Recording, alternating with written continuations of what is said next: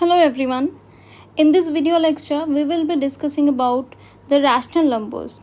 So firstly, we will discuss few of the theorems based on rational numbers. So the first theorem goes like, let x be a rational number whose decimal expansion terminates. Means, a rational number is something that you can represent in the form of p by q. So we are assuming x as a rational number whose decimal expansion terminates. Okay. So let x is equals to, x is something that is a rational number. So it can be 3 by 8 or anything. I am taking the example as 3 by 8. Okay. Whose decimal expansion terminates. So if you find the decimal form of 3 by 8, you will get 0.375. Okay. Then x can be expressed in the form of p by q, where p by q are co-prime. Okay. So if x is equals to 0.375, then you can definitely express, if we don't have this number, and if you want to express this in the form of p by q, this one in the form of p by q, how will you represent it in the form of p by q? See, 0.375, if you remove the decimal, you will get here 1000, right? And if you cancel them out, this one and this one, you will get 3 by 8. This is a very easy method, you know it, where p and q are co-prime. Definitely we don't have any common factor for 3 and 8. It cannot be cancelled. This cannot be cancelled anymore. So this 3 and 8 are co-prime, and it is in the form of p by q, where p is this, 3 is p and 8 is q. And the prime factorization of q, if you find the prime factorization of q is of the form 2 to the power n, 5 to the power m, where n and m are non-negative integer. So what is q over here? The value of q in this example is 8.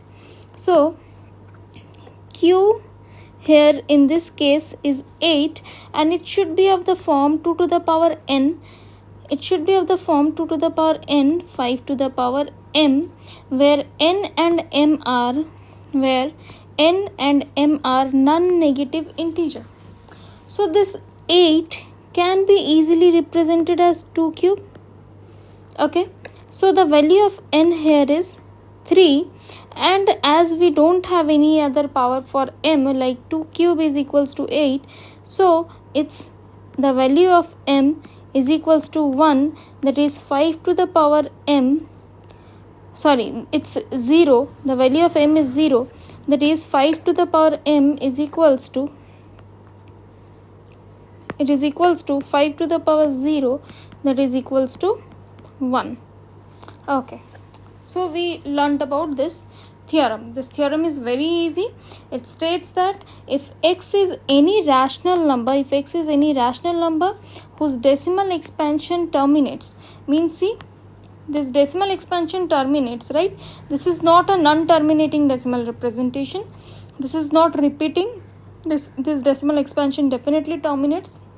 Then x can be expressed in the form of p by q, where p and q are co-primes, and here x is represented in the form of p by q, where p and q are co-primes. This 3 and 8 are co-primes, and the factorization, the prime factorization of q, means the prime factorization of 8 is 2 cube, which is of the form 2 to the power n, 5 to the power m, and here it is of the form 2 cube, 5 to the power 0, where the value of n is 3 and the value of m is 0. So the next theorem is just the converse of the previous one. It states, let x is equals to p by q, where p and q are co-prime. See, it's just the converse of the previous one, what I said. Be a rational number. So x is equals to p by q, where p and q are co-primes, and this x is a rational number such that the prime factorization of q is not of the form 2 to the power n 5 to the power m.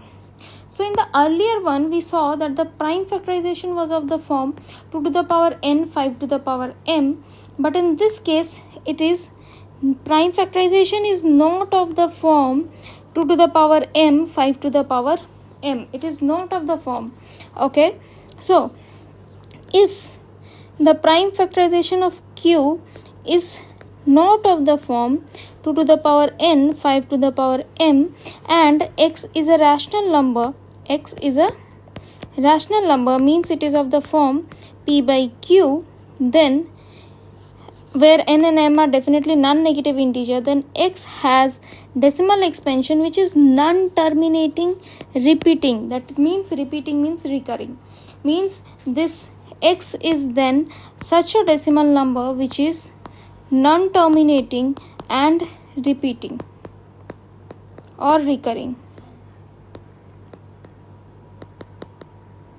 Okay, so the earlier one, in the earlier theorem we saw that if it is of the form 2 to the power n, if this decimal expansion is of the form 2 to the power n 5 to the power m, then it was a terminating decimal expansion, and if it is not of the form 2 to the power n 5 to the power m, then it is a non-terminating decimal expansion. This theorem is just the converse of the previous one. Thank you.